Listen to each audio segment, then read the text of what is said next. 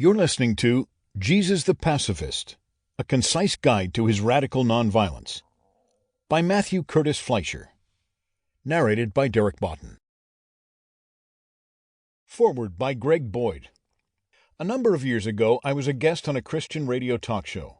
The host and I talked for 30 minutes or so about how Christians often get too caught up in politics and nationalism, and the discussion seemed to go very well. The host then opened up the line for call-in questions. The first call was a question about whether or not I thought Christians should serve their country by fighting in and supporting the military. I responded by pointing out that both Jesus and Paul instructed us to swear off all violence, and to instead love, pray for, and do good to our enemies.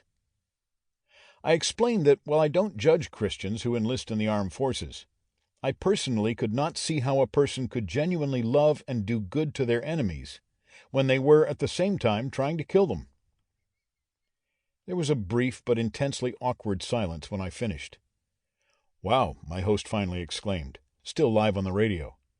"You could just feel the air get sucked out of the room when Boyd said that." And then my host and his entire audience, so it seemed, turned on me.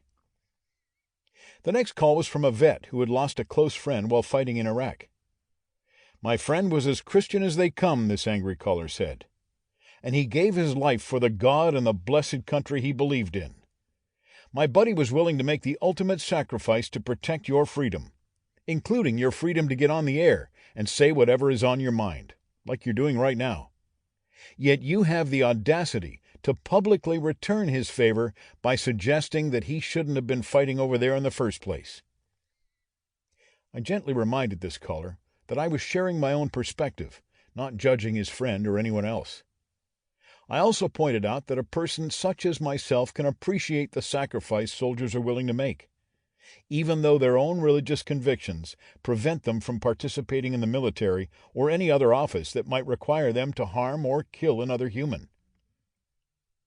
I then asked this caller how he interpreted Jesus' instruction to love your enemies and pray for those who persecute you, so that you may be children of your Father in heaven. In a voice that quivered with rage, he replied, "Well, I don't know, but I'll tell you this. Whatever Jesus meant when he referred to enemies that we're supposed to love, he sure as hell wasn't talking about enemies like ISIS. The only way to handle evil enemies like this is to blow them away in the name of the Lord." Seemingly energized by this caller, the host then chimed in, saying that since the majority of soldiers identify as Christian, if all American Christian soldiers... Sample complete. Ready to continue?